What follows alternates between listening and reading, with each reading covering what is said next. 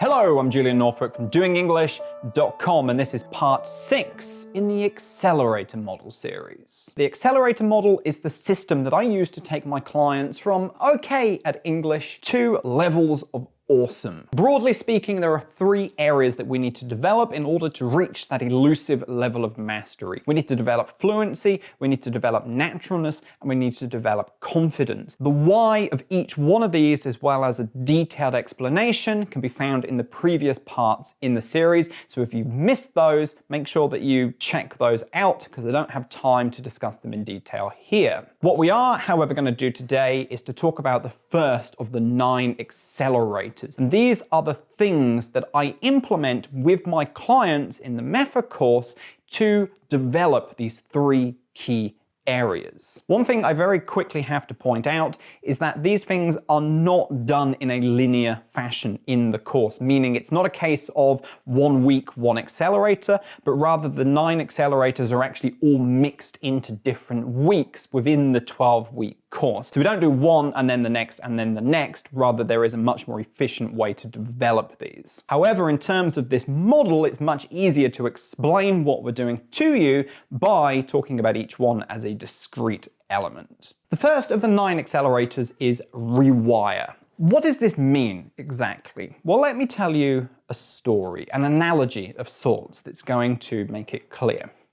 Years and years ago, when I was still a company employee in Tokyo, yes, I used to be a businessman, I used to work in a Japanese company, all in Japanese, every day, getting up, putting on my suit, getting on the train, going to work. I took the same train route every day. I had to take 2 trains and I changed at a station in the middle. I did this every single day. And then one day I had a day off and I decided to go shopping. Well, by chance, I had to take the same of the first 2 trains that I always took to work. Then I had to change to a completely different train that I never took. Completely by mistake, I got off the first train at the station where I always got off on my way to work, and on autopilot got on the train to take me to my office. And I didn't even notice until I was about halfway, fuck, I'm on the wrong train. You've probably done this before yourself. I'm pretty sure we all have, but the question is why does it happen? Well, it's all to do with the sheer driving force that is our habits. Where possible, the brain will always want to kick in a habit. Habits are how the brain saves energy, becomes more efficient, and doesn't have to consciously work everything out. Habits are triggered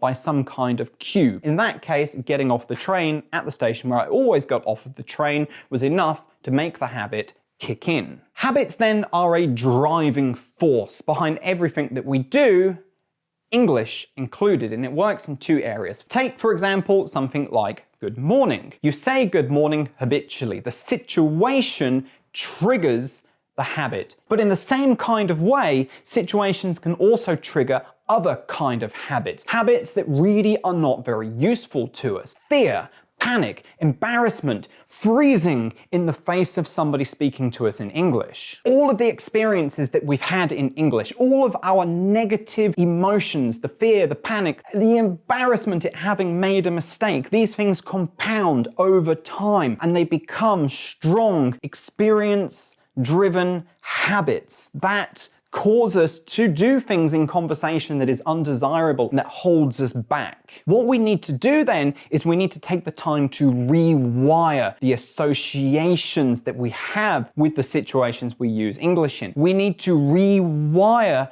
our associations, our links with those past negative experiences so that they then get flipped around into positives, and instead of holding us back and making speaking English harder, they actually pull us forward and make the process easier. Ultimately, your habits are either working for you or against you, but they are always working. And therefore, you need to rewire those habits to make sure that they are working for you and not against you. This is an important part of the Accelerator process, and if you want my help to do it, to transform your English in as little as 90 days, head over to doingenglish.com/MEFA, that's MEFA, for information on the Accelerator course. And with that, guys, this is me, Julian Northbrook, signing out. I'll see you in the next part. Bye-bye for now.